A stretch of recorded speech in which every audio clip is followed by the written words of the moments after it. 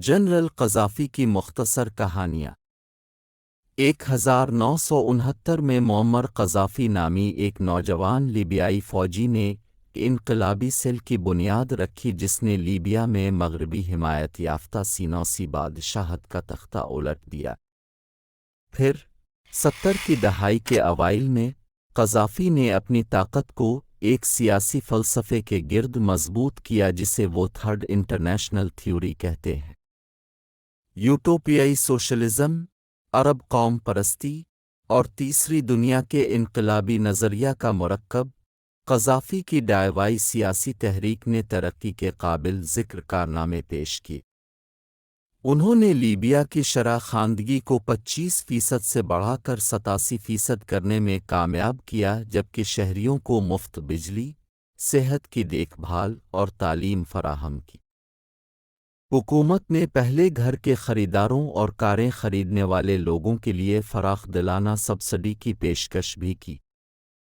1975 میں قذافی نے ماؤ کی سوشلسٹ پاکٹ بک، دی لٹل ریڈ بک کے بعد اپنے نظریات کو دی گرین بک کے عنوان سے سیاسی نصابی کتاب میں تبدیل کیا۔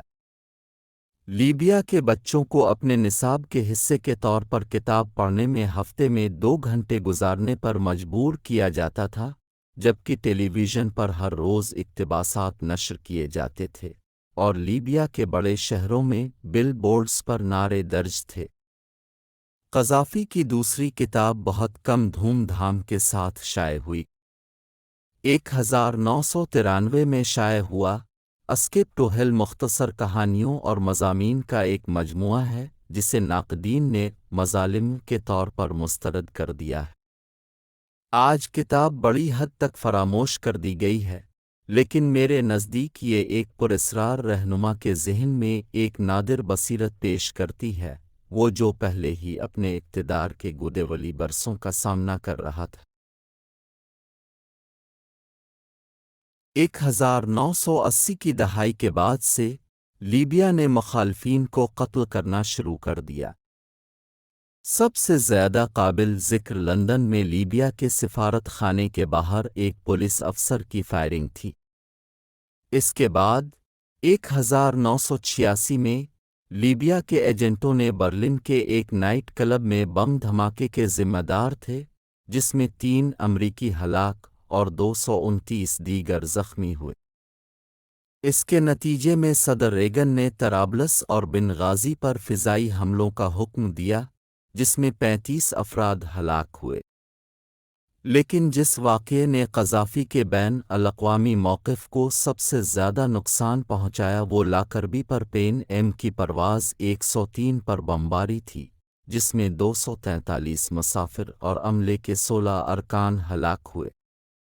1 سال بعد لیبیا کی حکومت نے ناجر پر فرانسیسی طیارہ یوٹا 772 کی بمباری کی ذمہ دار تھی جس میں 171 افراد ہلاک ہوئے۔ اور یہ سب اسی وجہ سے ہے کہ اسکیپ ٹو ہیل کی اشاعت سے 1 سال پہلے اقوام متحدہ نے لیبیا پر سخت پابندیاں عائد کیں، تیل کی دولت سے مالا مال ملک کو معذور کر دیا اور قذافی کی عرب اسلامی جمہوریہ کی امید کو ختم کر دیا۔